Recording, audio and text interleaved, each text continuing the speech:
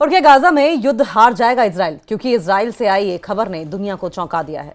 Report के मुताबिक Gaza में इजराइल के बहुत से सैनिकों की मौत हुई है और अब वहां सैनिकों की भारी कमी पड़ने लगी है।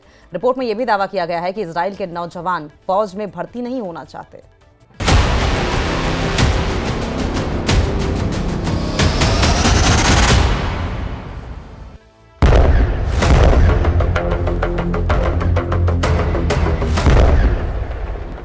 इजरायल में भाड़े के सैनिकों की भर्ती। जब से दुनिया के सामने ये रिपोर्ट आई है, हर किसी की जुबान पर सिर्फ एक ही सवाल है। सवाल ये कि क्या गाजा युद्ध हार रहा है इजरायल?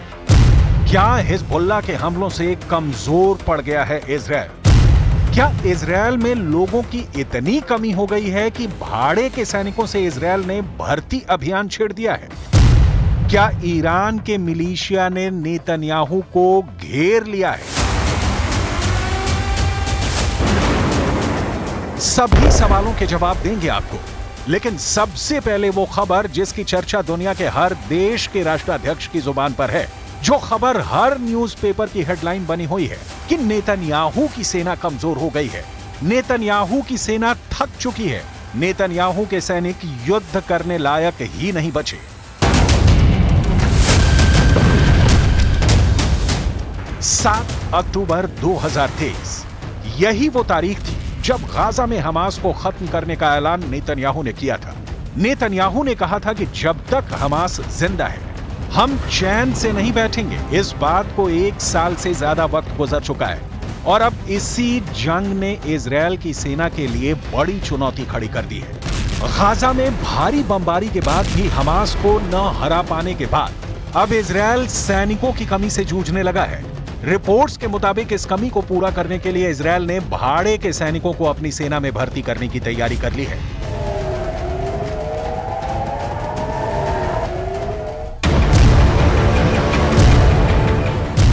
गाजा जंग लड़ते लड़ते इजरायली सेना के हौसले पस्त हो चुके हैं। अरब मीडिया की रिपोर्ट्स के मुताबिक कई इजरायली सैनिक जंग के मैदान से भागने लगे हैं। इजरायल की रिजर्व सेना ने भी जंग का हिस्सा बनने से इनकार कर दिया है। इसलिए अब इजरायल अपनी सेना में विदेशी लड़ाके भी भर्ती करने लगा है और इसके लिए वो लड़ाकों को कई तरह के लालच भी दे रहा है। 7 अक्टूबर के बाद से इजरायल के लगभग 12,000 सैनिक घायल हुए हैं और 783 सैनिक मारे गए हैं। जानकारों का दावा है कि मरने वाले सैनिकों की तादाद इससे और कहीं ज्यादा हो सकती है। रिपोर्ट्स के मुताबिक घायलों में 140 सैनिक ऐसे हैं जो अब कभी भी बिना सहारे के नहीं चल पाएंगे।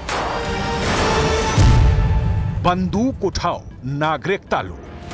विदेशी मीडिया के मुताबिक इजरायल अपनी फोर्स में भाड़े के सैनिकों को भर्ती करने के लिए तरह तरह की लालच भी दे रहा है। रिपोर्ट्स बताती हैं कि इजरायली सेना ने विदेशी सैनिकों की भर्ती के लिए नागरिकता का भी लालच दिया है। इजरायली अखबार हारेट्ज की रिपोर्ट के मुताबिक इजरायली सरकार ने एक भर्ती अभियान शुरू किया है, जिसके तहत अफ्रीकी शरणार्थियों को गाजा युद्ध में भेजने के बदले स्थायी नागरिकता की भी पेशकश की गई है। इजरायल की सेना इस वक्त लगभग 10,000 सैनिकों की कमी से जूझ रही है और इजरायली अधिकारियों को यह जिम्मेदारी दी गई है कि वो इस कमी को पूरा करें। इजरायली अधिकारी ऐसे शरणार्थियों की पहचान करेंगे और उन्हें सेना में भर्ती करेंगे। इजरायली सेना और आंतरिक मंत्रालय की ओर से इन शरणार्थियों को जंग की ट्रेनिंग दी जाएगी। इसके अलावा विदेशों से भी लड़ाकों को भर्ती किया जा रहा है। इजरायली अखबार हारेट्ज के मुताबिक इजरायल जर्मन खुफिया एजेंसी और दूसरे ग्रुप्स के साथ मिलकर अफगानिस्तान, लीबिया और सीरिया से जर्मनी आए शरणार्थियों को भाड़े के सैनिकों के रूप में भर्ती कर रहा है। इसके बदले उन्हें इजरायल की फास्ट ट्रैक नागरिकता और 4,000 से 5,000 यूरो प्रति माह वेतन की पेशकश की गई है। वहीं यूरोप से भी इजरायल अमेरिका की मिलिट्री कंपनी ब्लैक वाटर की मदद से लड़ाके भर्ती कर रहा है।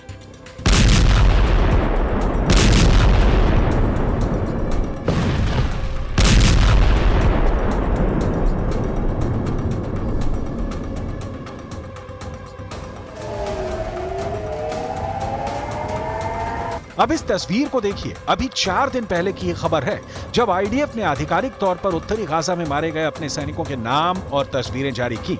मारे गए सैनिकों में स्टाफ सार्जेंट और कार्ड्स, staff sergeant Nave Yair, staff sergeant Gary Lal यूरिकिमा, staff sergeant Ofir Eliyahu. Israel के ये सभी सैनिक केफिर ब्रिगेड की शिमशोन बटालियन के थे।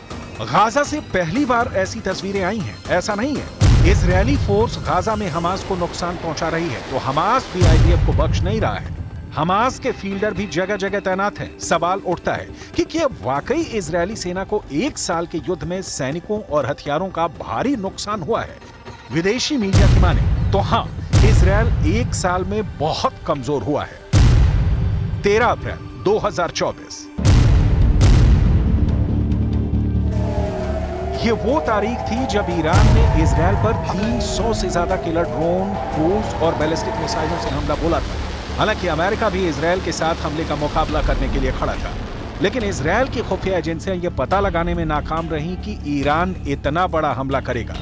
ईरान का हमला इजरायल की उम्मीद से बहुत बड़ा था। अमेरिका के F-15 लड़ाकू पायलटों ने ईरानी हमलों से मुकाबले के उस क्षणों को याद किया है। पायलटों ने बताया है कि ईरानी हमले के दौरान एक समय उनके पास फाइटर जेट में मिसाइलें खत्म हो गई, जिसके बाद उन्होंने बंदूकों का इस्तेमाल करना शुरू कर दिया था। अमेरिकी मीडिया को दिए एक इंटरव्यू में F-15 के पायलट ने बताया कि ईरानी हमले का सामना करते समय उनके पास हवा से हवा में मार करने वाली मिसाइलें खत्म हो गई, इसलिए उन्होंने फाइटर जेट में लगी बंदूकों से ड्रोन का मुकाबला किया। उन्हें इसकी उम्मीद नहीं थी जब लगा कि अब जान नहीं बचेगी।